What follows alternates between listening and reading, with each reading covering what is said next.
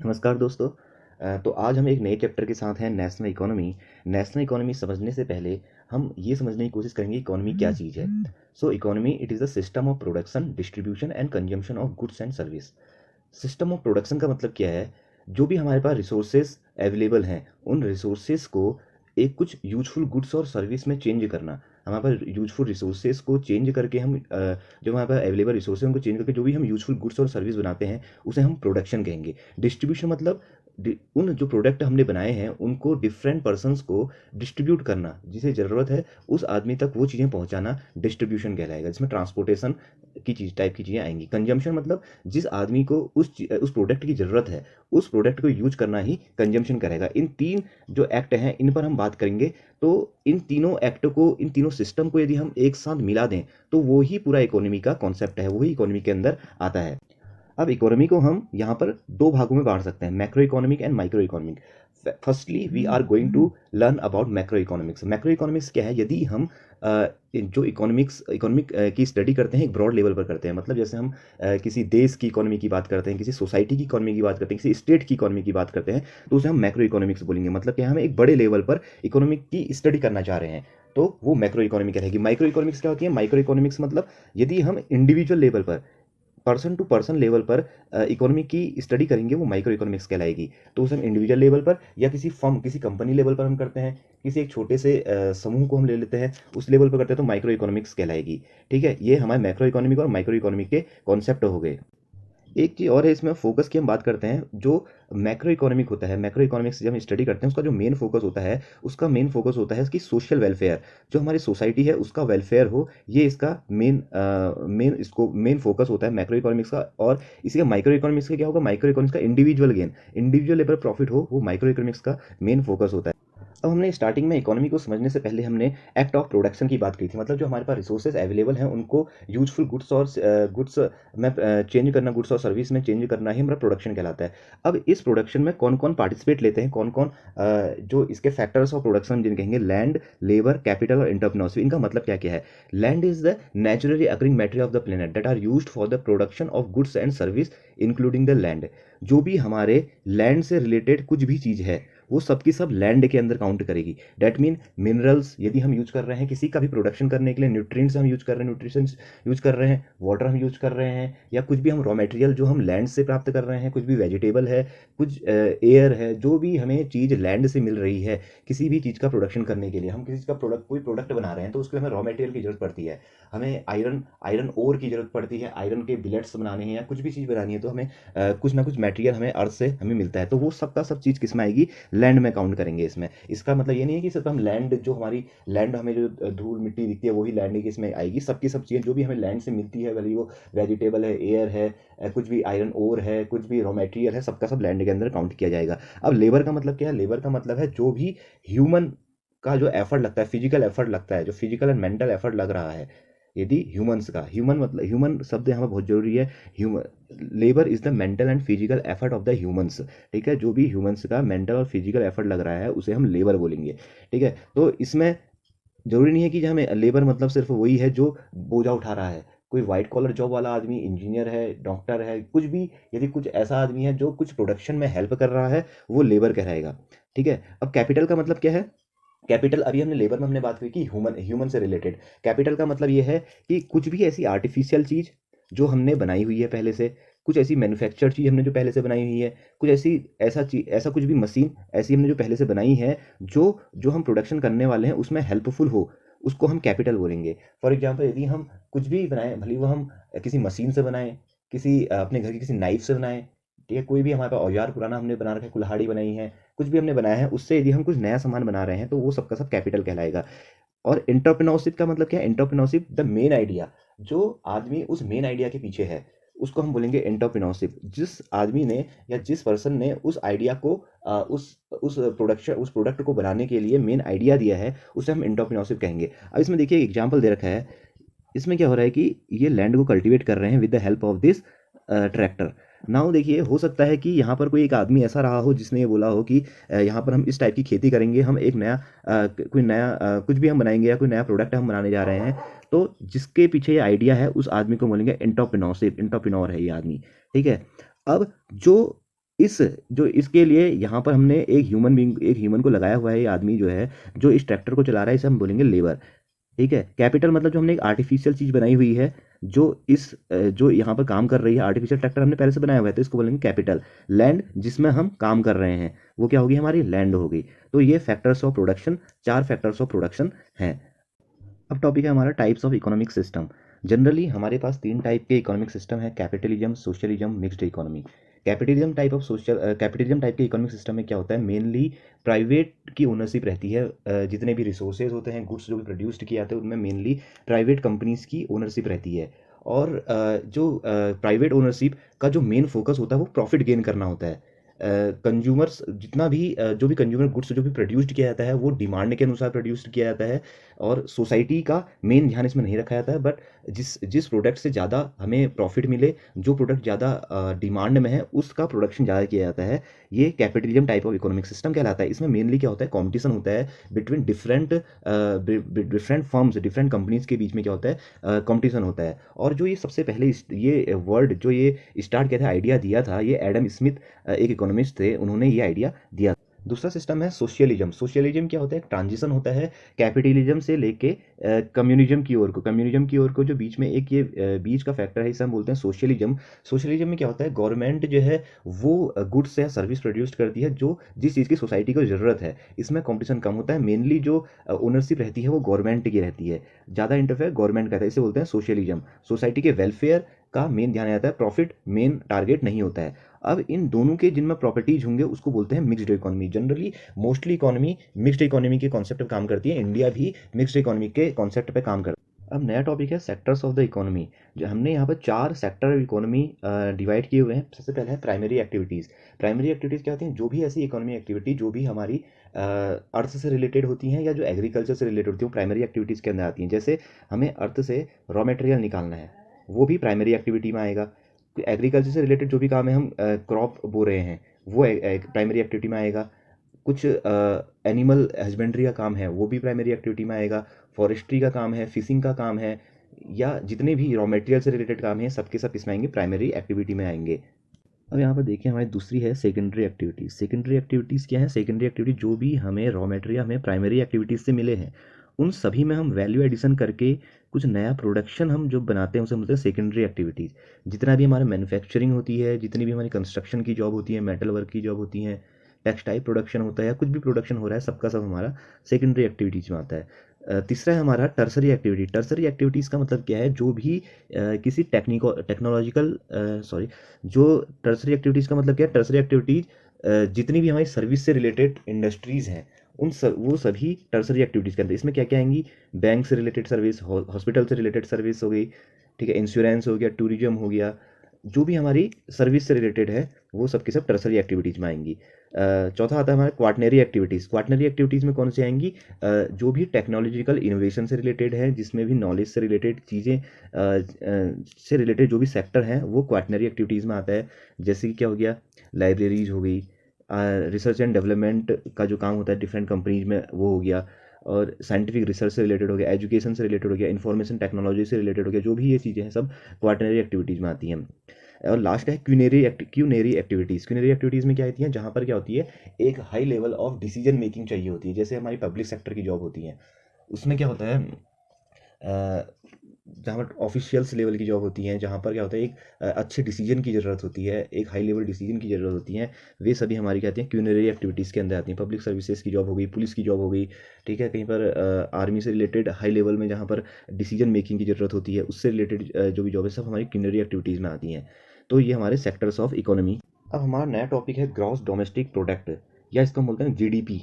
GDP का मतलब क्या है, जो हमारी बाउंड्री है, जो भी हमारे देश की बाउंड्री है, कंट्री के केस में देश की बाउंड्री, स्टेट केस में स्टेट की बाउंड्री, जो भी या कोई भी सोसाइटी के केस में सोसाइटी की बाउंड्री, जो भी हमारी डोमेस्टिक बाउंड्री है, उस बाउंड्री के अंदर जितना भी प्रोडक्शन हो रहा है गुड्स का या सर्विस, जिसका भी प्रोडक्शन हो रहा है, जो उसकी टोटल लास्ट की जो फाइनल गुड्स जो हमारे प्रोड्यूस्ड हो रहे हैं, जो लास्ट में प्रोडक्ट बन रहा है, उसकी जो मार्केट वैल्यू है, उसको हम जीडीपी बोलते हैं। इसमें लिखा भी है, देखिए, GDP is the total monetary और market value of all the final goods.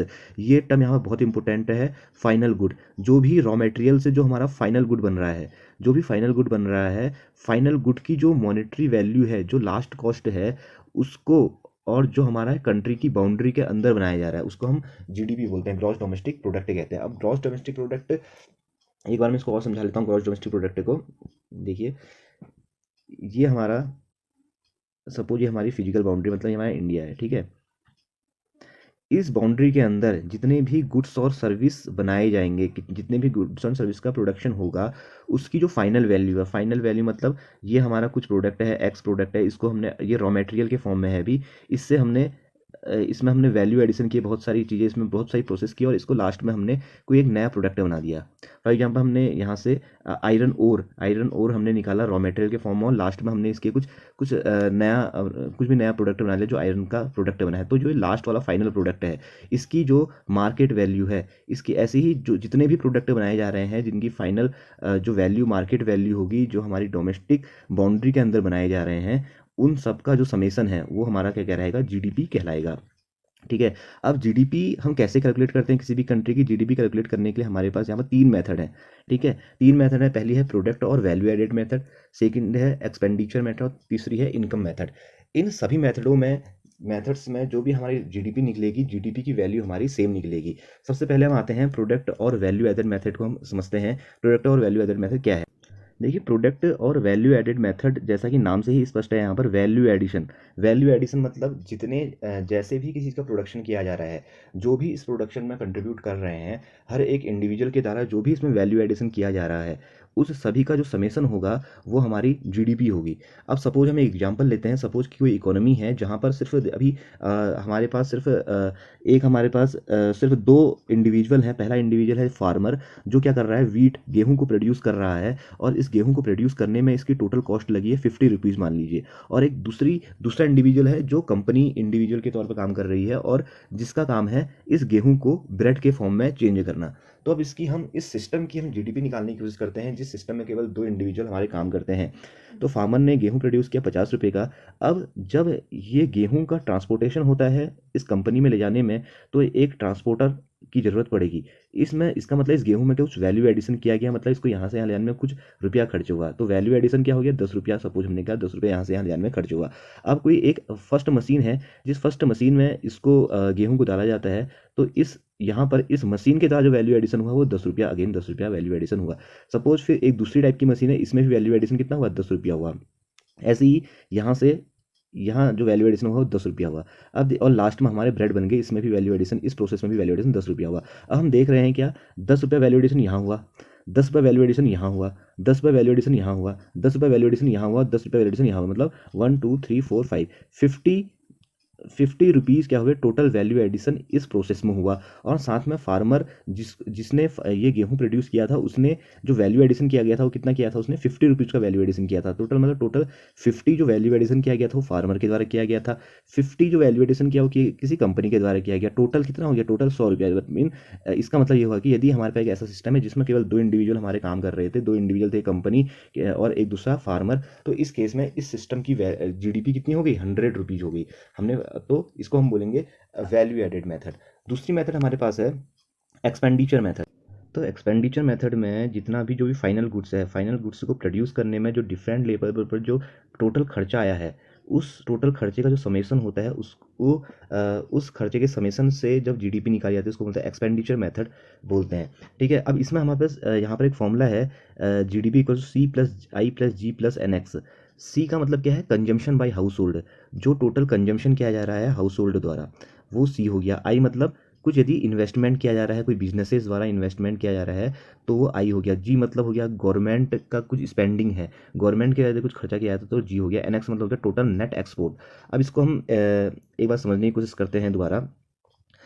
GDP GDP जो हमारी निकाली जा रही है एक्सपेंडिचर मेथड से, देखिए मैंने बोला GDP is equals to C+I+G+NX। अब ये आया कैसे? हमने कहा कोई भी हमारी कंट्री है, कंट्री की हमें जीडीपी निकालनी है, तो जो भी हमारा जितने भी हमारे साल के दौरान इस डोमेस्टिक बाउंड्री के अंदर, देश के अंदर जितने भी हमारे प्रोडक्शन हुआ है उन सब की हमको वैल्यू निकालनी है। तो जो हमारा टोटल खर्चा हुआ है, जो जीडीपी है, जीडीपी हमने कहा जो हम कैसे निकालेंगे, एक्सपेंडिचर से निकालेंगे, जो हमारा टोटल खर्चा है खर्चे से निकालेंगे। अब खर्चा जो हमारा किस किस फॉर्म में हो सकता है, पहला हमारा है सी। सी मतलब कंजम्पशन बाई हाउस होल्ड, जो डिफरेंट फैमिलीज हैं, डिफरेंट लोग हैं, उन लोगों के द्वारा टोटल जितना खर्चा किया गया उसको हम बोलेंगे सी। ठीक हो गया, सी टोटल खर्चा हुआ।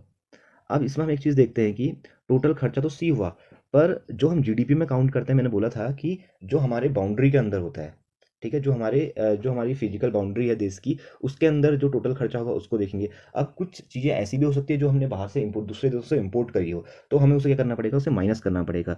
तो हम यहाँ पर बोलेंगे सी माइनस सी एम, मतलब हाउस होल्ड लेवल पर, लोगों के घरों पर टोटल खर्चा हुआ होगा सी माइनस सी एम। सी मतलब हो गया टोटल कंजम्पशन, जो है टोटल हाउस होल्ड का जो टोटल कंजम्पशन है वो सी हो गया। सी एम मतलब हो गया जो हमने बाहर से ऐसा कंजम्पशन, टोटल कंजम्पशन का ऐसा पार्ट जो बाहर से मंगाया हो। फॉर एग्जांपल हमने किसी घर में चीनी बनाई, चीनी का यूज हुआ, तो चीनी में टोटल खर्चा मान लो आया ₹C, उसमें से सी एम उतना रुपया था जो हमने चीनी खरीदी। यदि उस 50 रुपये की हमने चीनी खरीदी, उसमें से 10 रुपये की चीनी हमने दूसरे देश से इम्पोर्ट वाली खरीद ली, तो 50 - 10 टोटल, मतलब हमारी बाउंड्री के अंदर का जो टोटल खर्चा हुआ 50 - 10 हुआ। इसी तरह हम बोल सकते हैं कि consumption by household, total consumption जो फैमिली के द्वारा किया गया सी, और सीएम मतलब जो बाहर से दूसरे देश के इम्पोर्ट से जो सामान आया जो वो हमने कंज्यूम किया, C - CM हो गया। इसी तरह इन्वेस्टमेंट बाय बिजनेस दूसरा हो गया, जो बिजनेस, जो डिफरेंट कंपनीज हैं, डिफरेंट बिजनेस हैं, उनके द्वारा जो खर्चा किया गया, टोटल इन्वेस्टमेंट उनके द्वारा क्या क्या हो गया, टोटल कुछ कंपनी सेटअप की गई होंगी या कुछ टोटल कुछ इन्वेस्टमेंट किया हो गया होगा। टोटल इन्वेस्टमेंट आई हो गया जो हमारे देश के अंदर हुआ, उसमें से कोई ऐसा इन्वेस्टमेंट होगा जो दूसरे देशों से आया होगा, जो FDI हम बोलते हैं, तो उसमें से हम उसको माइनस कर दें, मतलब -IM कर दिया। एम डिनोट करने के लिए हो रहा है कि जो इम्पोर्ट से रिलेटेड चीज़ें हैं उसको मैं एम से डिनोट कर रहा हूँ यहाँ पर। तीसरा हमारा है गवर्नमेंट स्पेंडिंग। गवर्नमेंट जो सरकार खर्चा करती है, सरकार अलग अलग तौर पर, सरकार हो सकती है कुछ नया बिजनेसेस सेटअप कर रही हो, या गवर्नमेंट कुछ सब्सिडी, कुछ भी खर्चा कर रही है, सब्सिडी दे रही है, कुछ भी खर्चा कर रही है, तो गवर्नमेंट स्पेंडिंग होगी। मतलब जी, जो हमारी हमारी सरकार, जो हमारे देश के अंदर टोटल सरकारों का खर्चा हुआ जी, उसमें से यदि कोई बाहर के देशों द्वारा कुछ खर्चा किया गया है, G - GM हो गया। ठीक हो गया। अब ऐसी, अब हमने क्या किया होगा, कुछ खर्चा हमारा कैसे आया होगा, कुछ खर्चा हमारा आया होगा यदि हमने कुछ सामान को क्या किया होगा, एक्सपोर्ट किया होगा।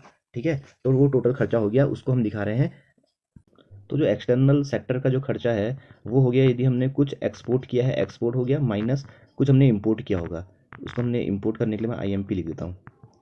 कुछ हमने एक्सपोर्ट किया एक्स, कुछ हमने इंपोर्ट किया IMP। अब इन सबको हम ऐड कर देंगे तो हमारी टोटल GDP निकल के आ जाएगी। तो GDP हमारी कितनी हो गई, GDP बराबर C - CM plus I - IM plus G - GM plus export X minus import M। ठीक हो गया। अब यहाँ पर एक चीज़ करते हैं, हम इस सबको एक साथ लेके आते हैं, C+I+G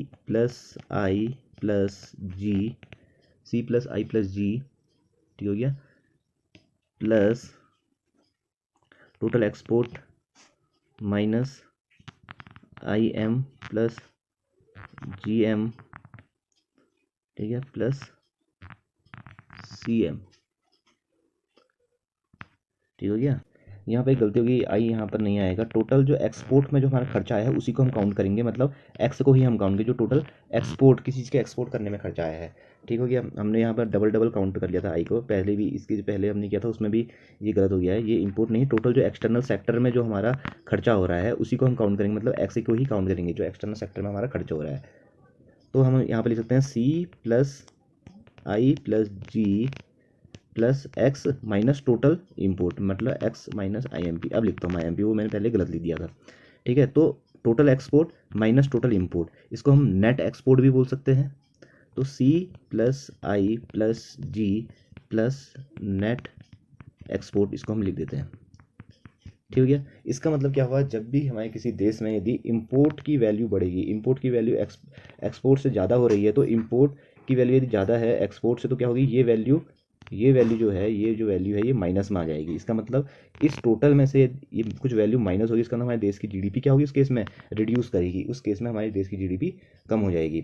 तो इसलिए ये तो हम कह सकते हैं क्या एक्सपोर्ट और इंपोर्ट का कुछ डायरेक्ट लिंक है। यदि किसी देश की इंपोर्ट की वैल्यू एक्सपोर्ट से ज़्यादा हो रही है तो उस केस में देश की जीडीपी कम हो सकती है, क्योंकि क्या होगा, नेट एक्सपोर्ट मैंने बता दिया, नेट एक्सपोर्ट क्या होगा, नेट एक्सपोर्ट माइनस हो जाएगा, C+I+G में से वो वैल्यू माइनस होगी तो टोटल जीडीपी की वैल्यू भी हमारी कम हो जाएगी।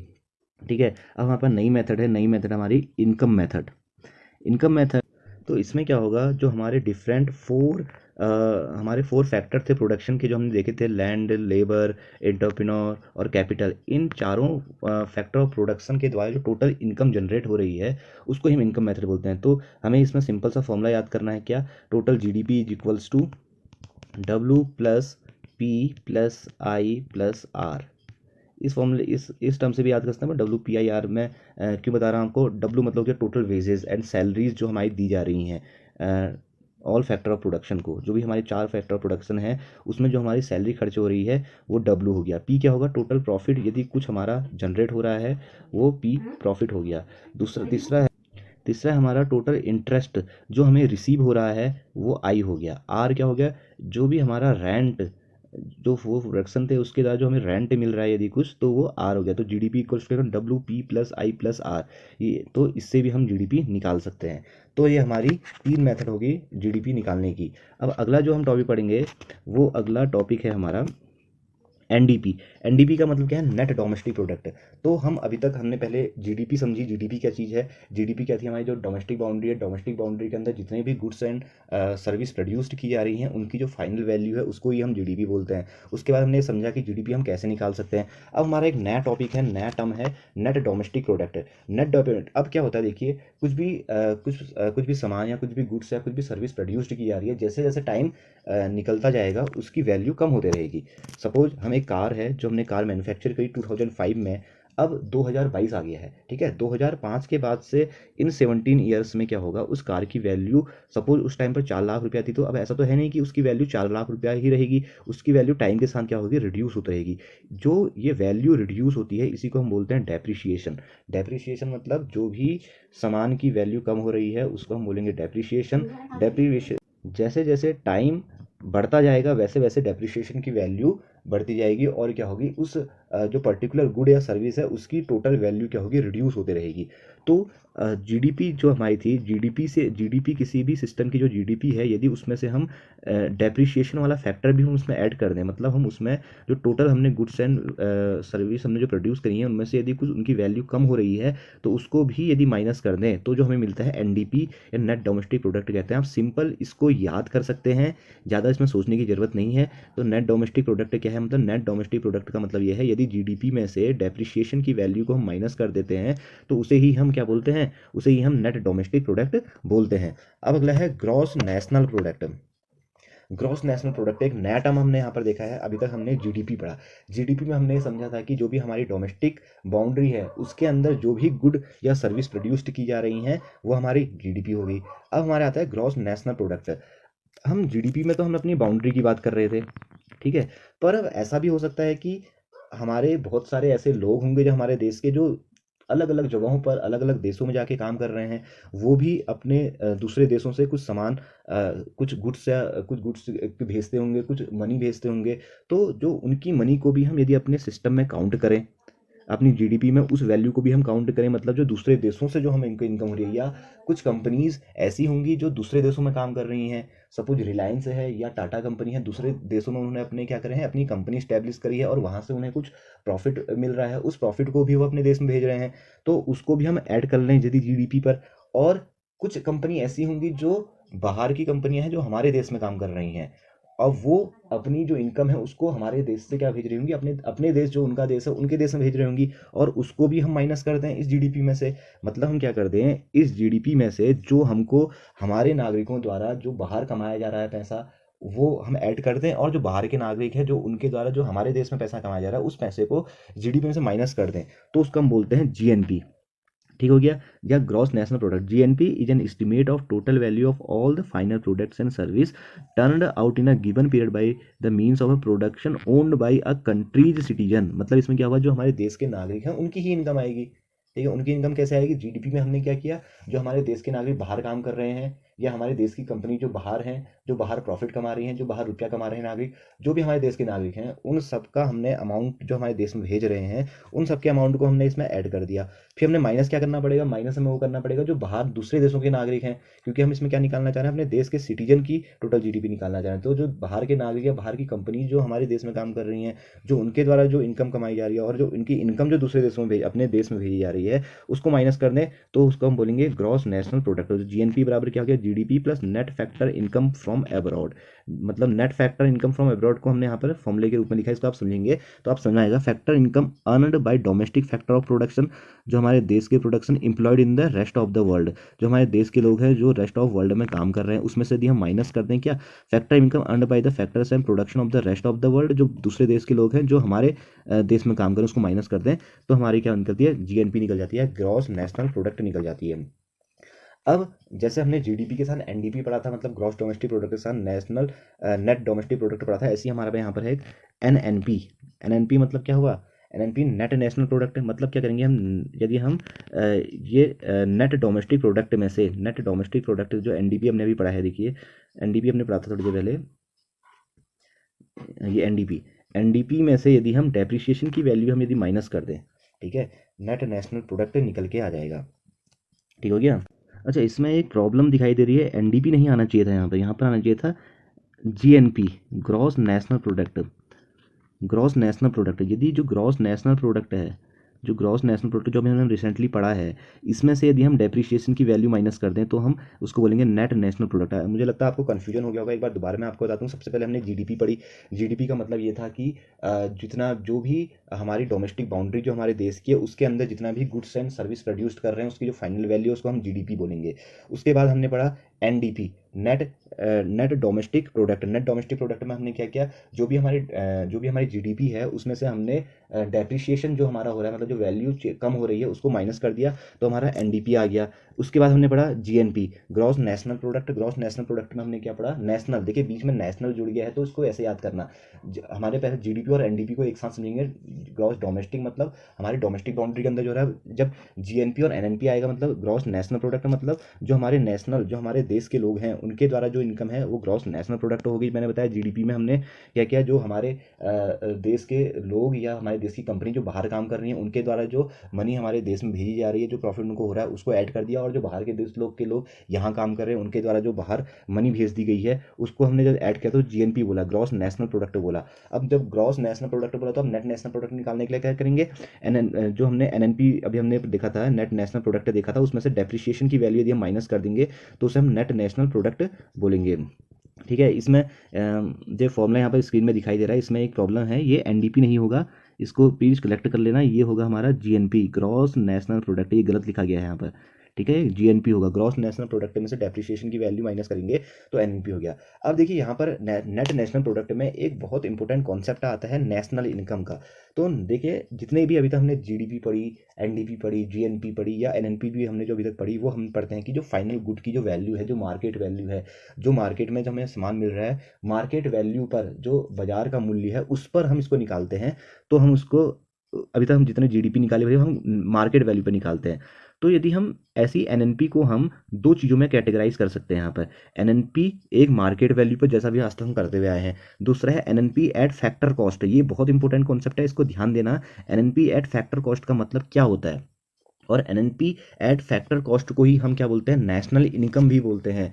तो ये क्वेश्चन सीधे आपसे पूछ सकते हैं कि एनएनपी एट फैक्टर कॉस्ट की वैल्यू किसके बराबर होती है, नेशनल इनकम। कोई किसी भी देश की यदि हमको नेशनल इनकम निकालनी है तो नेशनल इनकम हमेशा किसके बराबर होती है, एनएनपी, मतलब net national product at factor cost को ही हम फैक्टर कॉस्ट जोड़ना बहुत जरूरी है, एनएनपी एट फैक्टर कॉस्ट को ही हम नेशनल इनकम बोलते हैं। अभी तक जितने भी हमने जीडीपी, जीएनपी जितने भी पढ़े, अभी तक हम मार्केट वैल्यू पर उनकी स्टडी कर रहे थे। तो ऐसी ही एनएनपी की value, NNP at at market value हम पढ़ सकते हैं, ये अलग कॉन्सेप्ट है। जब भी हम एनएनपी एट फैक्टर कॉस्ट बोलेंगे उसको हम नेशनल इनकम बोलते हैं। तो अभी फैक्टर कॉस्ट का मतलब क्या अभी मैं आपको समझाऊंगा, पर उससे पहले ये समझ लेना कि नेशनल इनकम क्या है। नेशनल इनकम किसी भी देश के net national product at factor cost को ही नेशनल इनकम कहा जाता है। तो देखिए एनएनपी मतलब एनएनपी एट मार्केट वैल्यू का मतलब ये था कि जितने भी हमारे फैक्टर ऑफ प्रोडक्शन जो हमने स्टार्टिंग पढ़े थे, land, labour, entrepreneurship and capital, उन सब का जो कंट्रीब्यूशन था वो लास्ट में टोटल मार्केट वैल्यू के हिसाब से कितना था, एनएनपी एट मार्केट वैल्यू होगी। पर कुछ चीज़ें ऐसी होती हैं जो इन चार जो हमारे फैक्टर ऑफ प्रोडक्शन है उसमें एक्चुअल तौर पर हमारे कहाँ उसमें ऐड नहीं रहती हैं, उसको हम एनएनपी एट फैक्टर कॉस्ट बोलते हैं। मतलब यदि हम इनडायरेक्ट टैक्स मतलब जो हमारे जो चार फैक्टर ऑफ प्रोडक्शन है उनमें कहीं हम इनडायरेक्ट टैक्स का कॉन्सेप्ट कहीं भी नहीं आता है, तो यदि हम उसमें से इनडायरेक्ट टैक्स मतलब जो हम कोई भी सामान खरीदते हैं उसमें से हमको जीएसटी देना पड़ता है, उस जीएसटी का तो प्रोडक्शन होता नहीं है, वो गवर्नमेंट द्वारा ऐड कर दिया जाता है। तो यदि हम इस मार्केट वैल्यू जो हमारे किसी भी सामान की मार्केट वैल्यू निकली है, मार्केट प्राइस निकली है, उसमें से यदि हम क्या कर दें, उसमें से हम इनडायरेक्ट टैक्स जो हमारा लगा है जीएसटी के फॉर्म में, आजकल जो जीएसटी लग रहा है उसके फॉर्म में जो इनडायरेक्ट टैक्स लगा है उसको हम माइनस कर दें। क्योंकि जो हम किसी सामान को यदि हम बना रहे हैं तो उसमें एक्चुअल तौर पर वो कॉस्ट कहीं पर भी यूज़ नहीं होती है, उस कॉस्ट का मतलब नहीं होता, उस कॉस्ट का मतलब सिर्फ लास्ट में गवर्नमेंट ऐड कर देती है। मतलब वो सामान को बनाने के लिए कहीं भी उस कॉस्ट का यूज़ नहीं आता है उस टाइम पर, जब हम बनाते हैं मार्केट में जब तक आता है तब तक उस रुपये से कुछ सामान उसमें वैल्यू एडिशन नहीं हुआ होता, प्लस लास्ट में गवर्नमेंट अपना कुछ टैक्स कमाने के लिए उसको क्या करती है, उसमें इम्पोज करती है। तो इनडायरेक्ट टैक्स को यदि हम माइनस कर दें और यदि गवर्नमेंट द्वारा हमें कुछ सब्सिडी दी जाती है किसी चीज़ पर, उस सब्सिडी को ऐड कर दें, कोई प्रोडक्ट है उसमें सब्सिडी दी जा रही है, टोटल हम यदि हम पूरे देश की एनएनपी की बात कर रहे हैं तो पूरे देश में जितना भी इनडायरेक्ट टैक्स हमारा कैलकुलेट हुआ है उसको माइनस कर दें, प्लस जितनी भी गवर्नमेंट ने अलग अलग सामानों पर जितनी भी हमें सब्सिडी दी है उसको प्लस कर दे, तो उसको बोलते हैं एनएनपी एट फैक्टर कॉस्ट। ठीक है क्या, तो नेशनल इनकम भी इसे बोलते हैं। ठीक है, एनएनपी एट फैक्टर कॉस्ट को ही, फैक्टर कॉस्ट मतलब जो फैक्टर ऑफ प्रोडक्शन होते हैं उनमें उनके द्वारा जो एक्चुअल कॉस्ट लगी है उसको हम फैक्टर कॉस्ट बोलते हैं। इसका मतलब क्या होता है, जितना भी सामान हमें मार्केट वैल्यू पर बाहर मिल रहा है, एनएनपी जो हमारी यदि मार्केट वैल्यू के हिसाब से हम निकाल रहे हैं उसमें से यदि हम इनडायरेक्ट टैक्स को माइनस कर दें, मतलब जो हमारा जीएसटी लग रहा है जो गवर्नमेंट ने ऐसे ही लगाया है, इनडायरेक्ट टैक्स को हम माइनस कर दें और प्लस उसमें यदि गवर्नमेंट कुछ हमें छूट देती है, सब्सिडी दे रही है, उसको ऐड कर दें, तो ये एनएनपी एट फैक्टर कॉस्ट है। इसको ही हम क्या बोलते हैं, इसको ही हम नेशनल इनकम भी बोलते हैं। तो ये क्वेश्चन आपसे पूछा जा सकता है पेपरों में, तो इसको ध्यान देना कि नेशनल इनकम का मतलब क्या होता है। नेशनल इनकम का मतलब होता है net national product at factor cost को ही हम नेशनल इनकम बोलते हैं। और net national product at factor cost क्या होती है, NNP eight market price, minus indirect tax plus subsidy को ही हम एनएनपी एट फैक्टर कॉस्ट बोलते हैं। तो ये होगी हमारी नेट नेशनल इनकम हो गई, नेट नेशनल प्रोडक्ट हो गया, और इसको ही हम क्या बोलते हैं, नेशनल इनकम बोलते हैं। अब हम आते हैं एक नए टॉपिक पर, देखते हैं। अब हमारा नया टॉपिक है पर्सनल इनकम। पर्सनल इनकम का मतलब क्या है, अब जो हमारी नेशनल इनकम थी, नेशनल इनकम क्या थी, net national product at factor cost. जो भी नेशनल इनकम का ऐसा पार्ट जो हाउस होल्ड लोगों के, जो परिवार लोगों के घरों तक पहुंचता है उसको ही हम पर्सनल इनकम कहते हैं। Part of the national income which is received by house hold called the personal income. अब नेशनल इनकम टोटल इनकम है देश की, उसमें से जरूरी नहीं है कि उसका हर एक पार्ट हाउस होल्ड तक पहुंचे।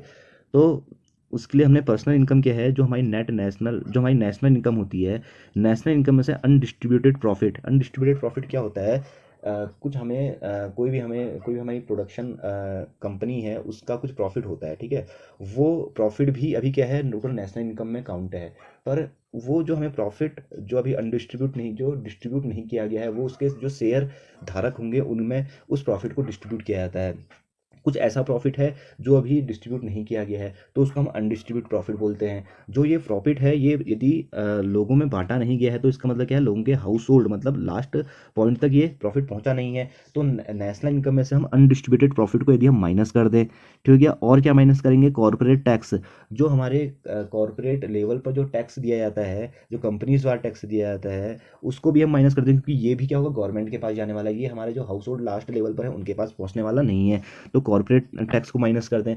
अब प्लस हमने कुछ क्या किया, कुछ इसमें ट्रांसफर पेमेंट को ऐड कर दिया। ट्रांसफर पेमेंट को आप ध्यान से देखना, ट्रांसफर पेमेंट का मतलब ये होता है कि यदि गवर्नमेंट क्या होती है, गवर्नमेंट द्वारा या किसी फर्म द्वारा, किसी कंपनी द्वारा लोगों को क्या किया जाता है, कुछ अमाउंट दी जाती है, पेंशन के तौर पर दे सकते हैं, स्कॉलरशिप दे सकते हैं, कुछ प्राइज मनी दे दी, या किसी भी तौर पर यदि कुछ अमाउंट दी जा रही है तो वो क्या होगी, ट्रांसफर पेमेंट के तौर पर आएगी। अब इसमें ध्यान रखना, हम पहले सब्सिडी वाले को पहले माइनस कर चुके हैं, सब्सिडी इसमें ऐड नहीं होती है, ठीक है। तो ट्रांसफर पेमेंट इसको हम बोलेंगे। तो पर्सनल इनकम क्या होगी, नेशनल इनकम में से यदि हम अनडिस्ट्रीब्यूटेड प्रॉफिट, ये फॉर्मूला याद कर लेना आप, ये फॉर्मूलो जितने भी मैंने अभी तक आपको फॉर्मूले बताए हैं, इसके बेस पर आपसे क्वेश्चन पूछे जा सकते हैं। तो पर्सनल इनकम का मतलब क्या, पर्सनल इनकम मतलब है कि नेशनल इनकम में से यदि अनडिस्ट्रीब्यूटेड प्रॉफिट माइनस कर दें, ठीक है, और कॉर्पोरेट टैक्स को माइनस कर दें, या एक चीज छूट गया था, net interest payment made by house hold, यदि लोगों द्वारा लोन लिया गया है या किसी भी तरीके से कुछ लोगों को इंटरेस्ट पे करना है, उसको यदि हम माइनस कर दें, क्योंकि यदि हाउस होल्ड लोग क्या करेंगे, अपना टोटल कुछ इंटरेस्ट भी वहाँ पेमेंट करेंगे, तो इसको भी माइनस कर दें, और जितना भी हमारा ट्रांसफर पेमेंट हुआ उसको ऐड कर दें, तो उसको हम पर्सनल इनकम बोलते हैं। तो मुझे लगता है कि ये फॉर्मूला आपको ध्यान देंगे, पर्सनल इनकम बराबर national income minus undistributed profit, जो प्रॉफिट बांटा नहीं गया उसको माइनस कर दें, माइनस यदि हमें कुछ इंटरेस्ट की पेमेंट करनी है, कुछ लोन लिया गया है या किसी भी तरीके की कुछ इंटरेस्ट पेमेंट करनी है, वापस करनी है, नेट इंटरेस्ट पेमेंट को भी माइनस कर दें, माइनस कॉर्पोरेट टैक्स, यदि कुछ कॉर्पोरेट टैक्स पे करना है उसको माइनस कर दें, प्लस इसमें यदि कुछ हमें कुछ पेमेंट प्राप्त हुई है ट्रांसफर पेमेंट के तौर पर, उसको ऐड कर दें, तो हमारा टोटल बन जाता है क्या, पर्सनल इनकम बन जाती है। अब इसके बाद एक नया कॉन्सेप्ट आता है, पर्सनल डिस्पोजल इनकम।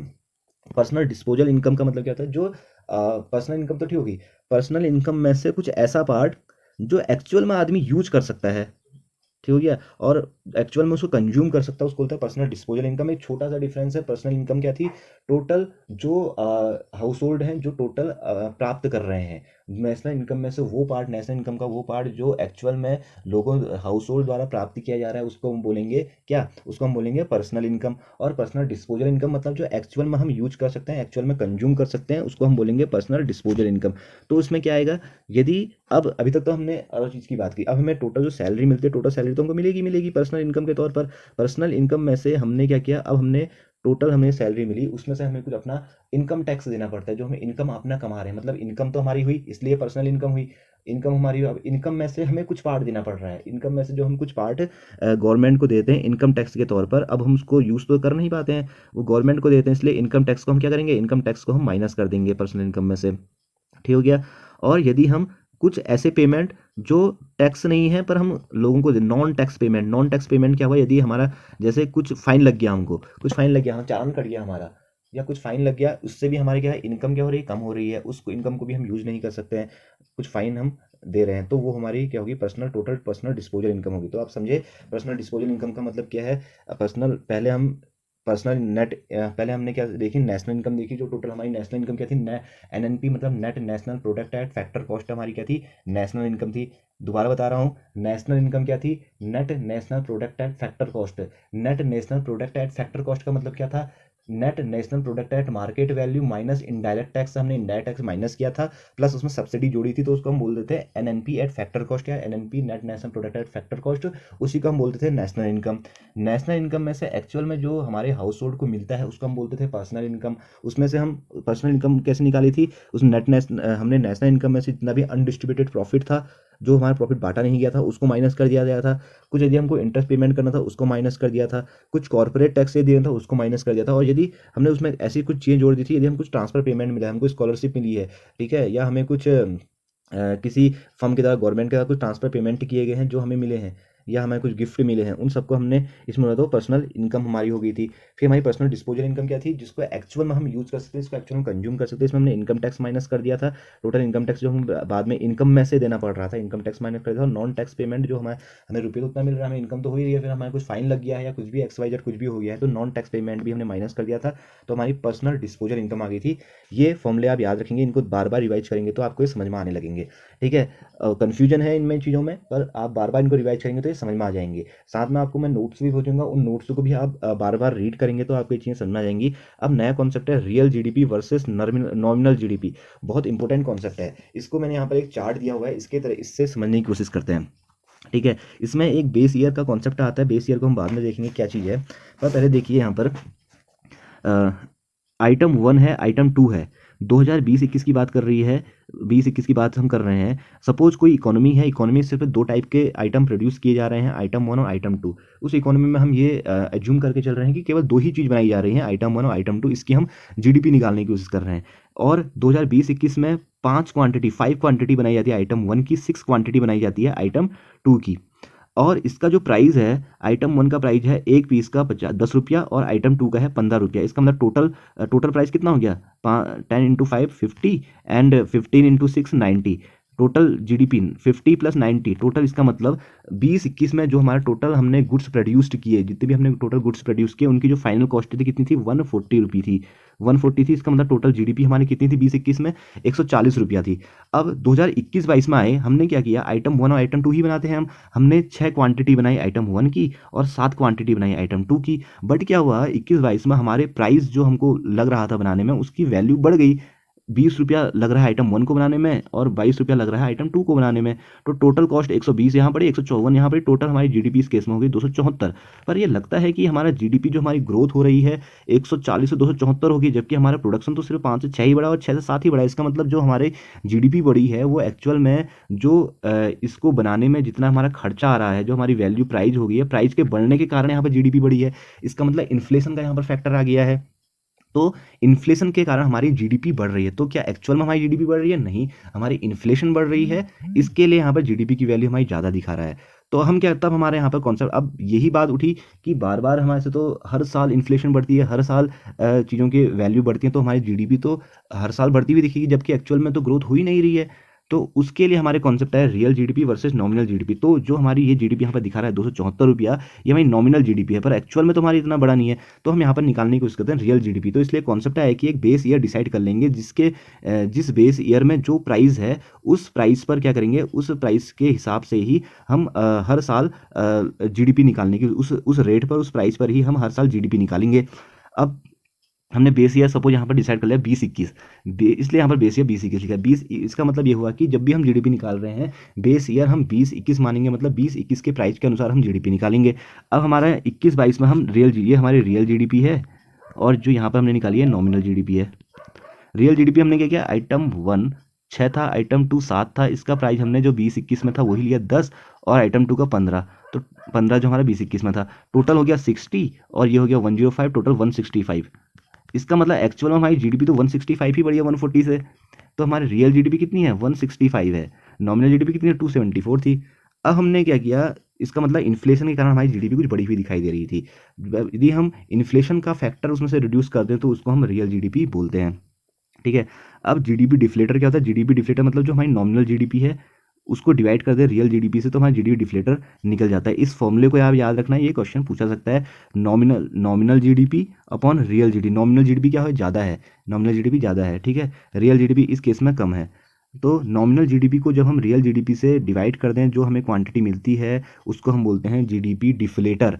तो क्वेश्चन में डायरेक्ट क्वेश्चन पूछ सकता है कि जीडीपी डिफ्लेटर क्या होता है। जब भी हम नॉमिनल जीडीपी को डिवाइड करते हैं रियल जीडीपी से, तो उसको हम बोलते हैं जीडीपी डिफ्लेटर। ठीक हो गया। तो ये चीज़ें मैं आपको बता दी हैं। बाकी मैंने सभी कॉन्सेप्ट इसमें ऐड कर दिए हैं। साथ में मैं आपको इसके एक पीडीएफ भी भेज दूंगा। उस पीडीएफ में से आप इसको थॉरोली हर एक टॉपिक पढ़ेंगे। बाकी जो यदि आपको कुछ भी टॉपिक में कहीं पर भी कुछ डाउट है या कुछ भी क्वेश्चन आप पूछना चाहते हैं, तो आप कमेंट बॉक्स में या डायरेक्टली मुझसे पूछ सकते हैं। मैं आपके क्वेश्चंस का आंसर आपको भेज दूंगा। और वीडियो देखने के लिए आप सभी का धन्यवाद। Thank you.